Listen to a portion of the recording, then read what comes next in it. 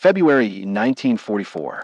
A B-17 called Memphis Belle Jr. limped back to an Allied airfield in England. One engine was shredded. The wing spar was bent. The main fuel line through the right wing was severed. By every maintenance rule, she should have been sent to depot and grounded for weeks. They needed her that night. The bomber group had a mission planned. Every available aircraft mattered. Ground commanders set a hard deadline. Get the plane flying by dawn. Depot work would take too long. The task fell to the ground crew. The crew chief inspected the damage and shook his head. The plane was a wreck. The manuals said send her in. The men were tired. The weather was brutal. Temperatures were below freezing. Somewhere in the hangar, a young crew whispered that this machine was finished. Then Staff Sergeant Joe Carpenter stepped forward. Carpenter was not an academic mechanic. He was a practical man who learned to fix things because they had to be fixed. He had been on bombers since 1942. He knew the systems by touch. He also knew how to make a solution work with what was on hand. That night, he looked at a wrecked fuel line and a bent wing and did one simple thing. He refused to accept the only option on paper. The problems were threefold. First, fragment from a flak burst had torn through the nacelle and engine number 3, destroying cylinders and spilling oil. Second, the wing spar had taken a hit and twisted enough to drop the wing a couple of inches. Third, and most dangerous, the main fuel feed running through that damaged section was cut. Fuel was seeping into the wing cavity. Any spark could turn the bomber into an inferno. Carpenter's plan was not elegant. It was pragmatic. He found a secondary fuel line that ran parallel to the damaged main feed. That line was designed for transfer and balancing, not primary feed. It was narrower and not rated for full flow. But if he could route fuel through that alternate path and bypass the damaged section, the engines could be fed. The repair would carry risk. It would break rules. It might work. He assembled what was available. Mechanics scoured the field for rubber hoses.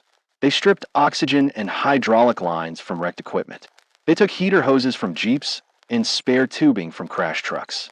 Carpenter asked the base cook to bring pressure cookers and their valves. The cook thought it was a joke until Carpenter explained the plan. Modified cooker valves could act as crude pressure regulators. Inside the wing, the air smelled of gas.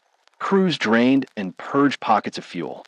They used CO2 and wet blankets. Carpenter and his small team cut away the destroyed section and welded in adapter fittings despite the obvious hazard. Welding inside a fuel-soaked wing is terrifying. They took precautions. They kept CO2 flowing.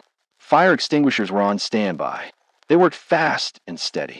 Then they built a hybrid manifold. Different sized hoses were joined with clamps and fittings. The modified pressure cooker valves controlled flow at several points. The patched system looked improvised because it was improvised. It had to be. There was no time to order proper parts, and no depot crews nearby. The damaged engine itself could not be repaired in the field. Carpenter sealed its fuel and oil lines and took it out of service. He did one more practical thing. He rigged the damaged prop to windmill freely in the airstream and drive the generator. The damaged engine would not provide thrust, but its spinning prop could help the electrical system. It was an unorthodox solution. It worked.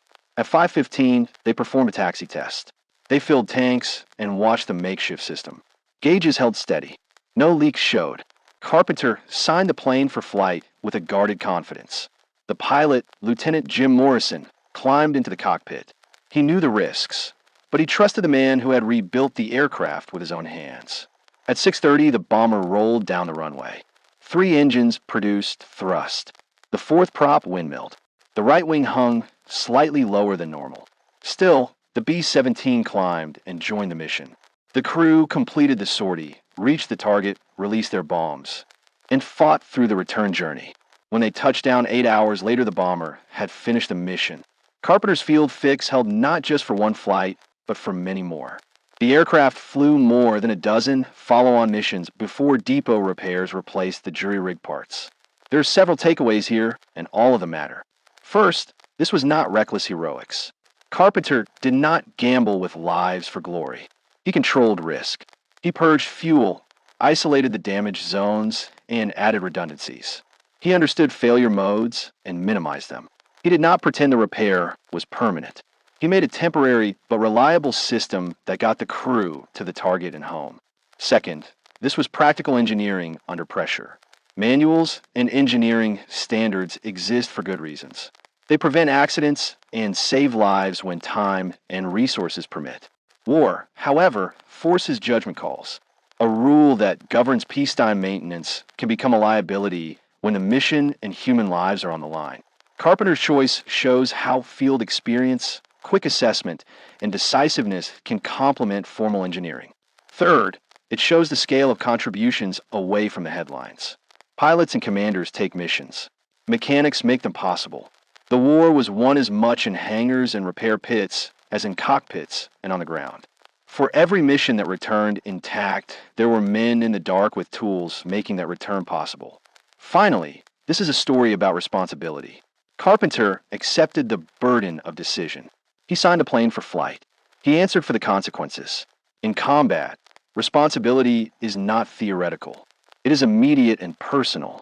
That sense of duty is what held units together and kept missions going. If you want the concluding fact, field repairs like this were common. The 8th Air Force operated under brutal attrition and had to keep aircraft in the air. Depot repairs could not match battlefield tempo. Ground crews became inventive.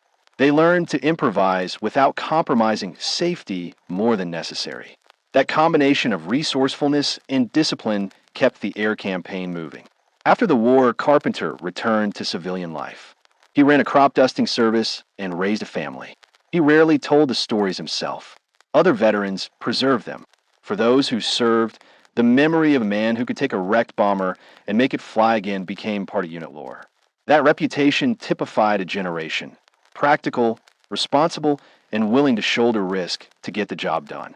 For an audience that values World War II history and American grit, this story is straightforward and resonant. It is not about myth-making. It is about competence. It is about people who used skill and resolve to deliver results when it mattered most.